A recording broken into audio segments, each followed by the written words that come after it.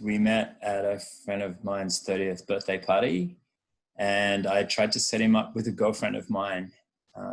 Only I was a bit more interested in him. Good taste.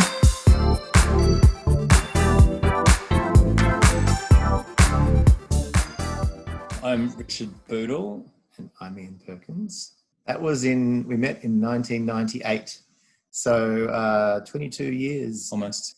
Probably through my relationship with Richard, discovered that the things that I probably needed most in a life partner was someone who was honest and loyal and a little bit handsome. So, yeah. So shallowness is obviously one of our values. I don't want to ignore stuff, so I kind of push. That's my strategy. He doesn't let it go, and I try and ignore it and don't want to talk about it. And then he pushes and pushes and pushes until eventually I do talk about it. Eventually then you get to resolve it. Or not. And then it's just one of those things that is never going to get any better. They're never going to wash the dishes or put their clothes in the clothes basket. Those things, just let it go. I don't know what he's talking about. I think honesty again is a key element. Honesty and kindness, and actually wanting to have a relationship with each other. And you add those three things together, and there's almost nothing that you can't solve. In terms of our relationship and each other, it's been business as usual. The thing that I've missed, and I think we've both missed, is family and friends.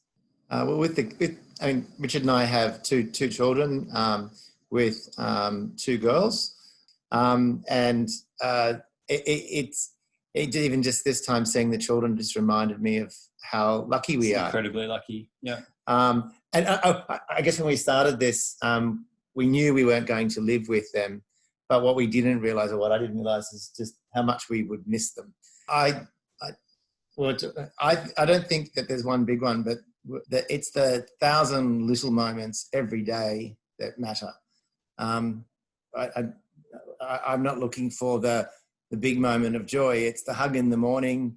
It's holding hands, walking around the garden. It's telling each other a story, paying each other out. It's just lots and lots of little joys every day. I was a lawyer in Sydney, and I'd met Richard there, and we dated long distance for a while. And I realised that for Richard, the farm and his family out here were, critical elements of who he was. And that if I asked him to leave that, I was going to pull apart who Richard was. And having fallen in love with him as he was, I didn't want to change that. So I made the choice to come here and join his world so that he could keep all those important elements together. So the bad times is what happens in the bad times, in the droughts and the fires and the floods, and when someone close to you dies, that kind of stuff. How do we support each other in those?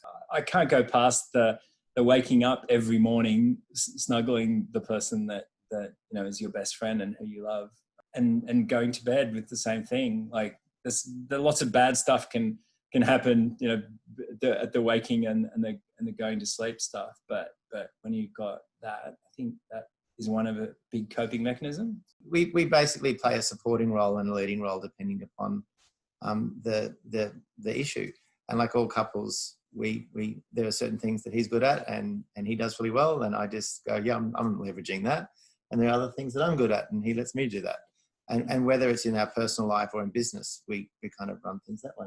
We have our relationship, and it's perfect for us. If you really want or need something, then talk about it. Don't go and cheat or lie, or there's just no time for that in life. Just go and chat, say, hey. Are you in this or not? Exactly.